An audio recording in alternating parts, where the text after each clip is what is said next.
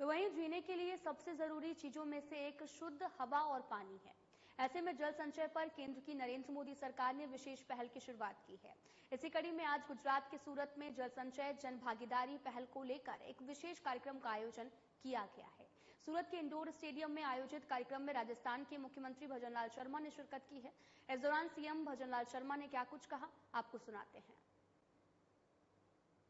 लुम्बाराम जी चौधरी सांसद सिरोही जालौर, निरंजन भाई राजमेरा जी अध्यक्ष सूरत महानगर, दीक्षित मावाड़ी जी मेयर सूरतगढ़ महानगर पालिका, श्रीमती बिनी महाजन जी सचिव जल शक्ति भारत सरकार, पूर्णेश भाई मोदी जी विधायक सूरत, विनोद भाई मोरडिया विधायक कतारगांव, कुमार भाई कानाणी विधायक, श्रीमती संगीता बहन पाटिल जी विधायक, अरविंद भाई राणा विधायक, कांति भाई वलर विधायक, प्रवीण भाई दोदारी विधायक, मनु भाई पटेल जी विधायक, संदीप भाई देसाई विधायक और यहां पर बैठे सभी जो इस पुण्य कार्य में अपनी सहभागिता निभा रहे हैं, ऐसे मेरे सभी भाई और बहनों, राजस्थान के मेरे प्रवासी भाइयों, सबसे पहले तो मैं इस पुण्य कार्य के लिए आप आए हैं, इसके लिए मैं आप सभी का वंदन करता हूं, अभिनंदन करता हूं, आप सभी को मैं नमन करता हूं।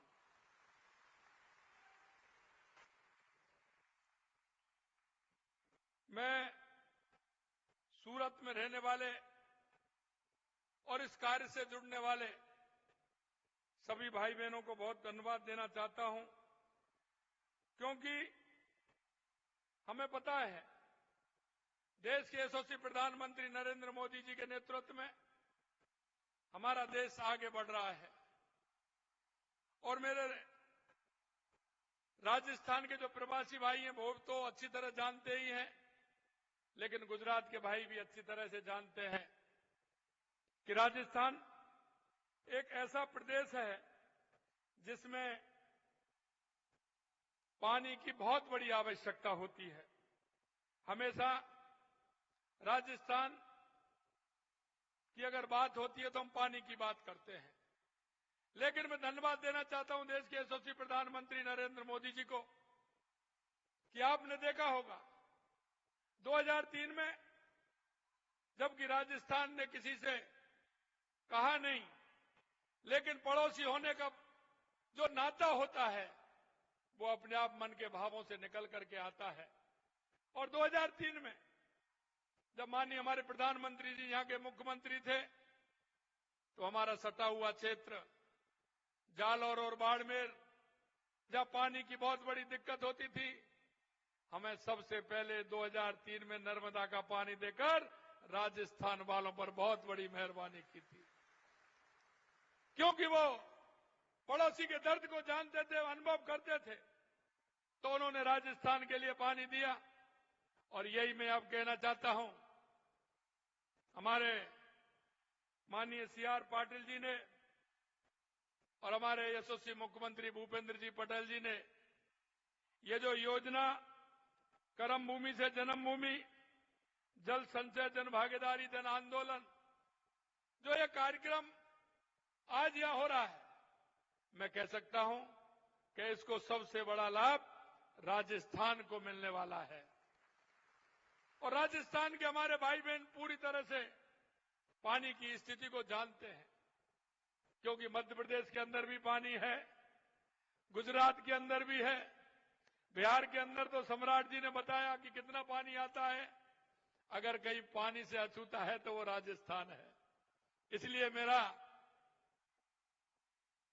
धर्म बनता है कि पड़ोसी होने के नाते आपने जो सोचा है, राजस्थान के प्रति जो आपका लगाव है, मैं दिल की गहराइयों से गुजरात प्रदेश का बहुत बहुत अभिवादन करता हूं, बहुत बहुत मैं धन्यवाद देता हूं।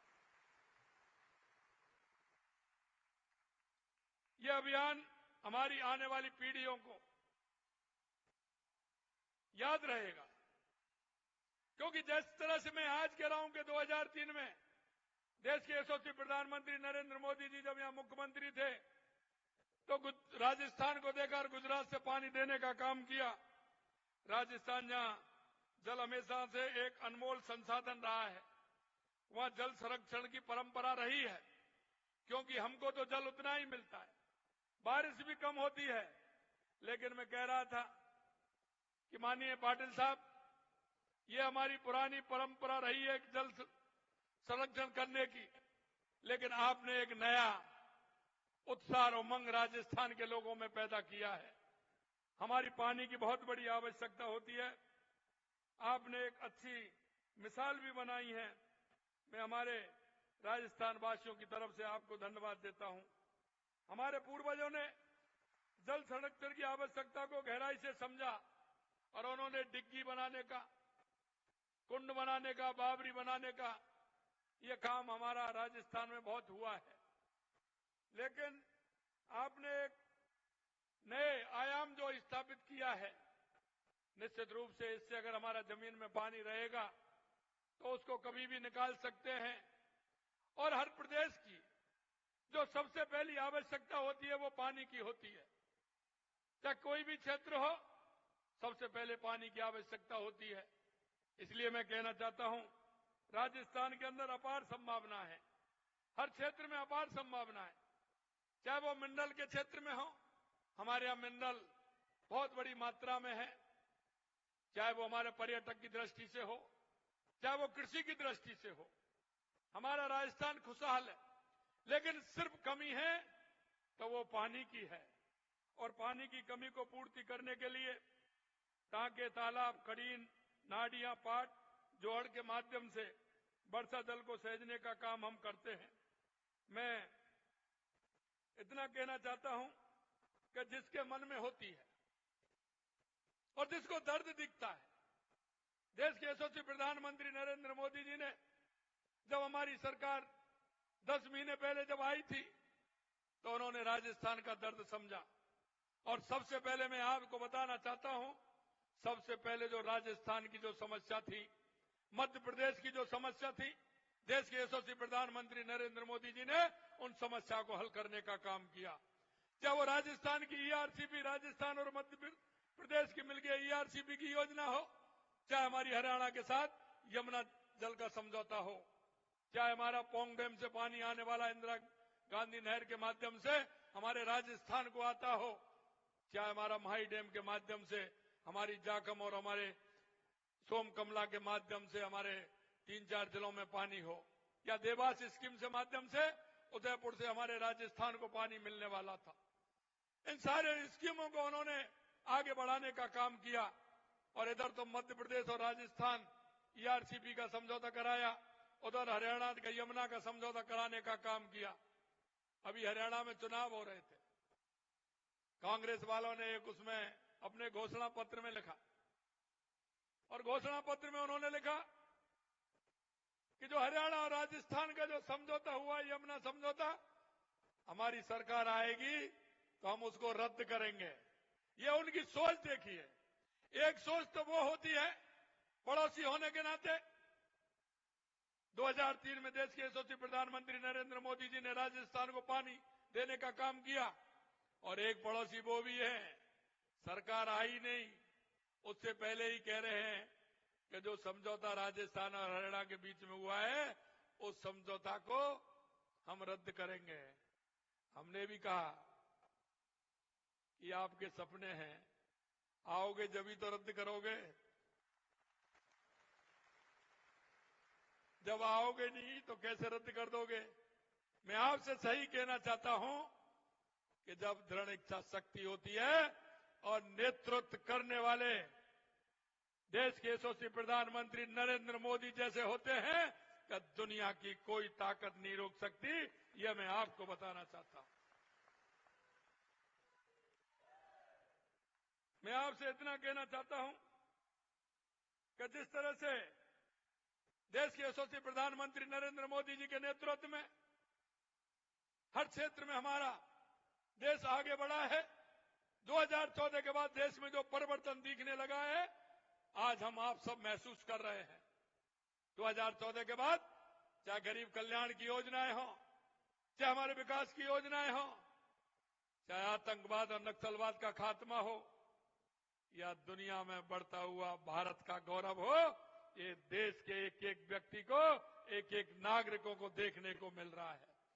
इसलिए मैं कहना चाहता हूं, आज जो काम हाथ में लिया है और जो जिसकी शुरुआत गुजरात से हो और गुजरात में भी सूरत से हो, वो काम रुकने वाला नहीं है। ये देश का जन आंदोलन भी बनेगा, जन भागीदारी भी बनेगी और जल संचय भी होगा। ये मैं आपसे कहना चाहता हूं। मैं मित्रों, इतना आपकी ये जो अनूठी पहल है, जिसमें राजस्थान के हर जिले के प्रत्येक गांव को 4 जल संग्रहण संरचनाओं के निर्माण के लिए प्रवासी उद्यमियों के योगदान देकर के जो जोड़ा जा रहा है, ये इतिहास बनेगा। और अभी मेरे को किताब दी थी, मैं अभी कह रहा था कि गुजरात के अंदर राजस्थानी प्रवासी बहुत हैं, लेकिन मैं कहना चाहता हूं, जितनी मोटी किताब दी अभी इतनी मोटी और होने वाली है, क्योंकि आपका कार्यक्रम जिस दिन से यहां बना है, लगातार मैं भी देख रहा हूं, लगातार फोन आ रहे हैं कि आप सूरत भी आओगे, इस काम को हम भी करेंगे। तो एक पहल देने की बात होती है। आपने एक अच्छी पहल के लिए किया है। निश्चित रूप से राजस्थान, मध्य प्रदेश, गुजरात, बिहार, हरियाणा, जो हमारे जितने भी प्रदेश हैं, उन प्रदेशों में ये आगे बढ़ेगा और देश की एक ऐसी योजना बनेगी जो हमेशा देश इसको याद भी रखेगा और जो हमारे देश में पानी की कमी है उसकी पूर्ति भी ये करेगा।